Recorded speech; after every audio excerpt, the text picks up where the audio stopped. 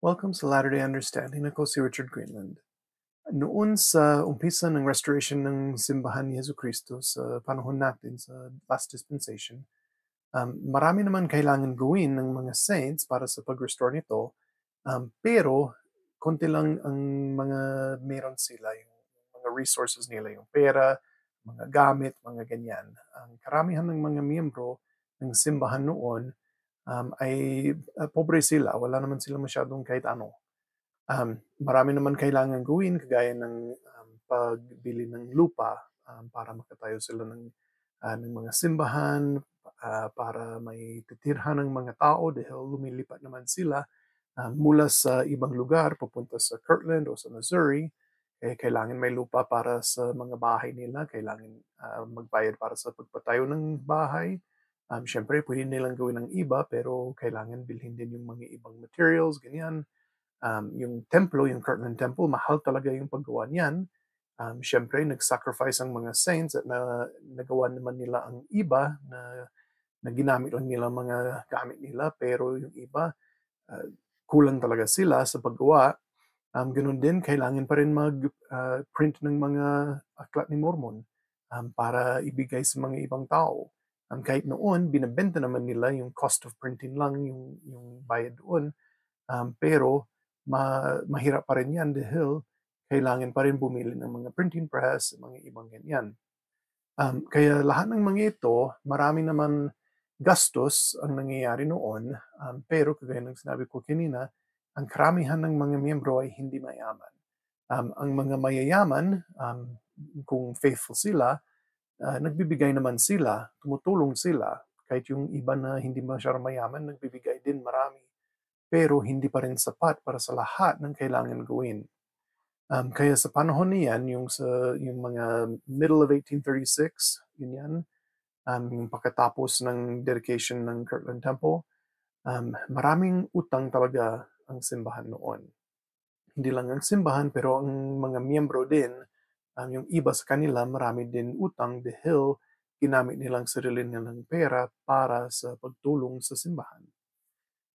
Kaya sa mga gitna ng 1836, nag-aalala talaga si Joseph Smith at yung mga ibang leader ng simbahan kung anong gagawin nila sa utang na ito.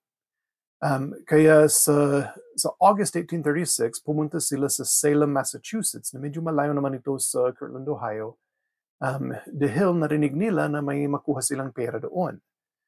Kaya pagpunta nila doon, nagstay sila doon ng medyo matagal, pero hindi nila nakuha ang pera na yan na akala nila makuha nila. Pero binigyan si Joseph Smith ng revelation kung bakit mahalaga na nandoon sila. Kaya basahin natin ang section 111, verse 2.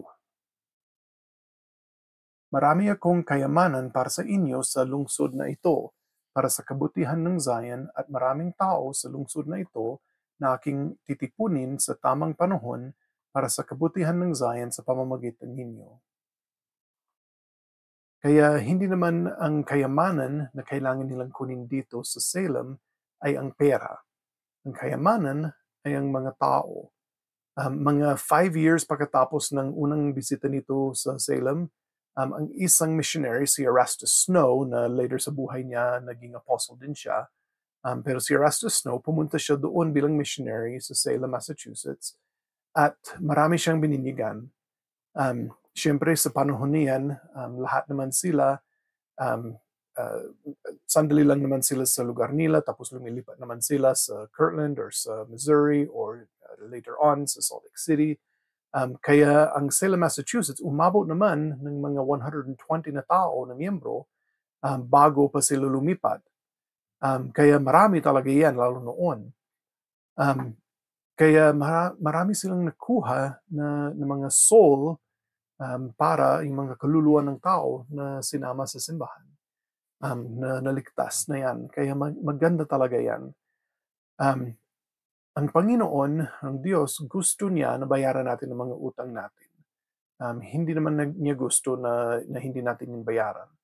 Pero alam din niya na mas mahalaga para sa kanya na yung eternal na mga bagay, yung mga bagay na mahalaga para sa kaligtasan natin, yan mas mahalaga talaga kaysa sa mga makamundong bagay kagaya ng utang. Um, yung basahin natin ang section 111 verse 5. Huwag balisahin ang inyong sarili tungkol sa inyong mga pagkakautang sapagkat kayo ay aking bibigyan ng kakayahang mabayaran ang mga ito. Kaya sa pagbayad ng utang, um, syempre mahihirapan naman tayo sa buhay kung may mga utang tayo. Ganyan naman talaga. Pero um, huwag tayo mag-alala masyado kung ginagawa natin ang tama sa paningin ng Diyos. Tutulungan niya tayo. Siyempre, subukan natin gawin ang kaya natin para sa pagbayad ng utang, pero huwag natin gawin ang mga bagay na laban sa kautusan ng Diyos para lang mabayaran ng utang.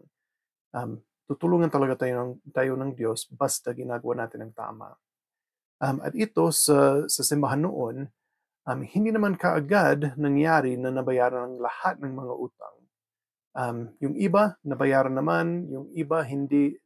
Pero later on, sa mga early 1900s, si President Joseph F. Smith, siya yung prophet noon, inutusan niya yung iba na pumunta doon ulit sa Kirtland at mga ibang lugar doon sa Eastern United States dahil sa panahon na yan, nasa Salt Lake City na sila.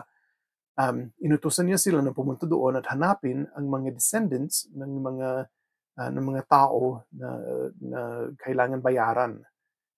Kaya sa panahon na yan, binayaran na ang lahat ng mga utang ng simbahan. So kahit matagal yan, mga 60, 70 years pagkatapos, binayaran naman. Tinulungan ng Diyos na mabayaran ang mga utang ng simbahan. So kahit gaano katagal, mangyayari naman. Mangyayari naman na ma-take care naman sa buhay natin ang mga temporal na mga bagay. Sige, so ang isa din na mahalagang bagay na matutunan natin sa section 111 ay natutulungan tayo ng Diyos kahit hindi naman perpekto or tama ang ginagawa natin kuminsan. Kahit may mga pagkakamali tayo. Basahin natin ang section 111 verse 1. Ako, ang Panginoon ninyong Diyos, ay hindi nagagalit sa inyong paglalakbay na ito sa kabila ng inyong mga kahangalan.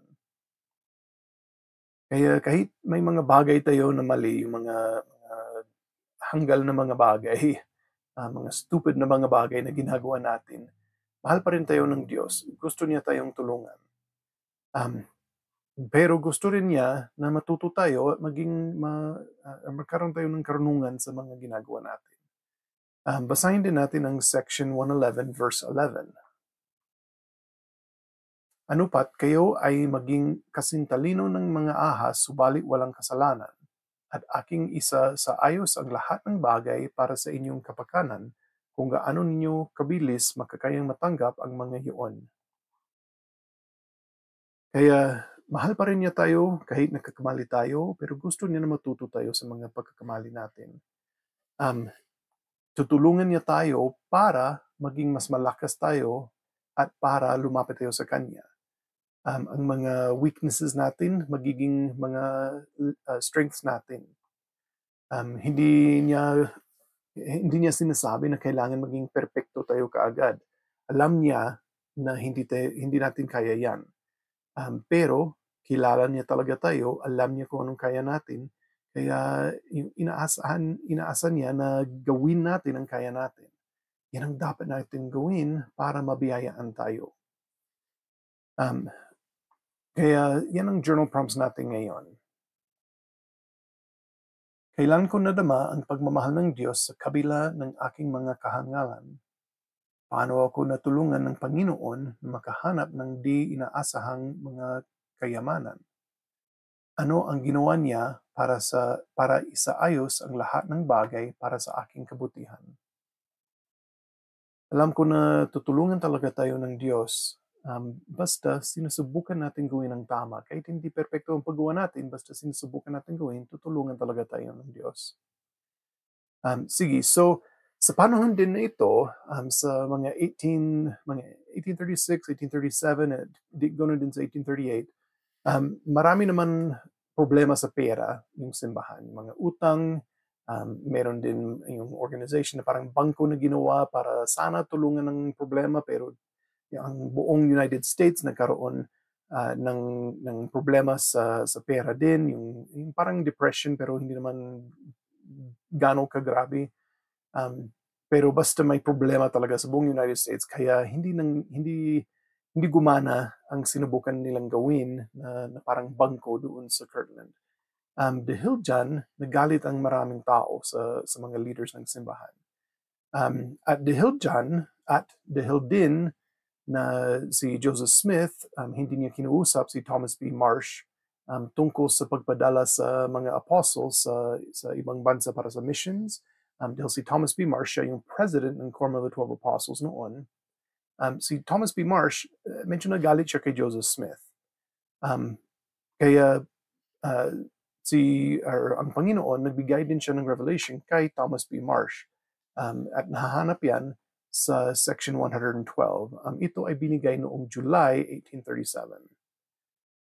So sinabihan si Thomas B. Marsh na hindi maganda ang ibang ginagawa niya at ang ibang iniisip niya. Mas lalo yung paggalit niya kay Joseph Smith.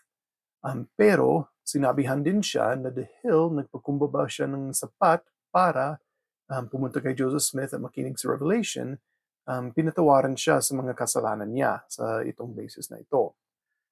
Pero sinabihan din si Thomas na kailangan magpakumbaba siya palagi para biyayaan siya at para gabayan siya. At maganda ito para din sa atin. So basahin natin ito sa section 112 verse 10. Maging mapagpakumbaba ka at aakayin ng Panginoon mong Diyos ang iyong kamay at bibigyan ka ng kasagutan sa iyong mga panalangin. So si Thomas B. Marsh, nagsisi naman siya sa panahon na ito. Sumunod naman siya sa propeta. Later naman sa buhay niya, umalis siya sa simbahan dahil sa pride niya. Hindi siya nagpakumbaba sa mga panahon na yan. Buti na lang, bumalik naman siya sa wakas nang malapit nang matapos ang buhay niya. Pero marami siyang biyaya na nawala dahil hindi siya nagstay sa simbahan. Kaya tayo din dapat maging mapagpakumbaba tayo kung gusto nating kabayan tayo ng Diyos. Kailangan sundin natin ang sinasabi ng mga propeta dahil yan ang salita ng Diyos. Itong weekend, ang General Conference. Paglabas nito, tapos na ang paglabas ng video na ito, tapos na ang Saturday sessions ng General Conference pero wala pa ang Sunday sessions.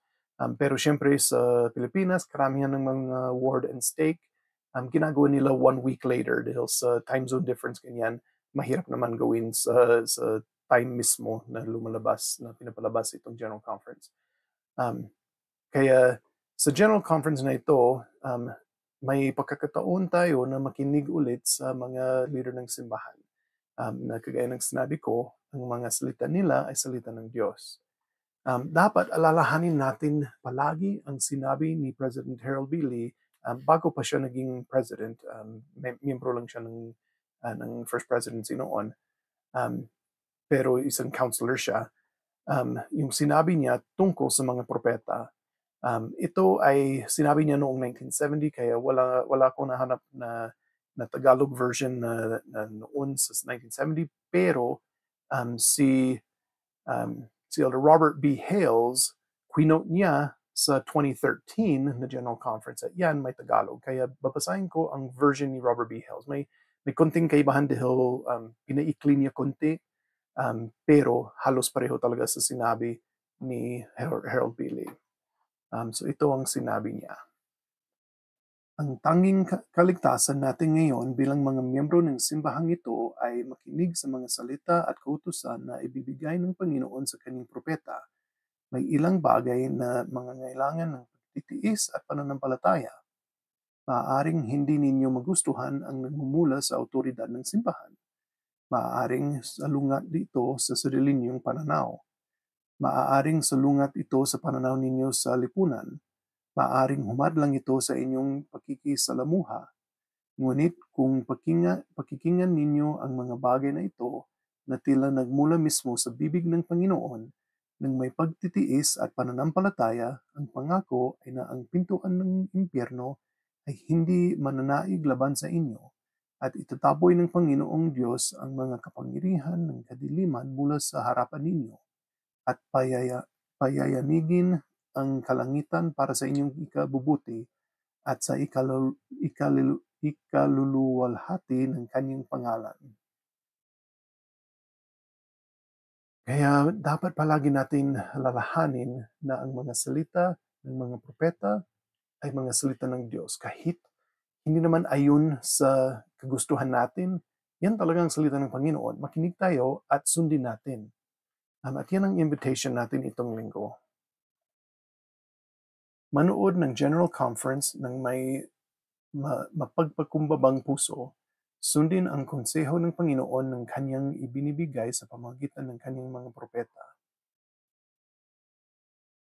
Sana gawin natin ito. Mahalaga talaga ito. Kailangan natin itong gawin para sa kaligtasan natin, lalo sa panahon natin na maraming iba't ibang sinasabi sa mundo na mahirap malaman ang katotohanan kung hindi tayo nakikinig sa mga tao na mayroon talagang katotohanan, yung galing talaga sa Panginoon.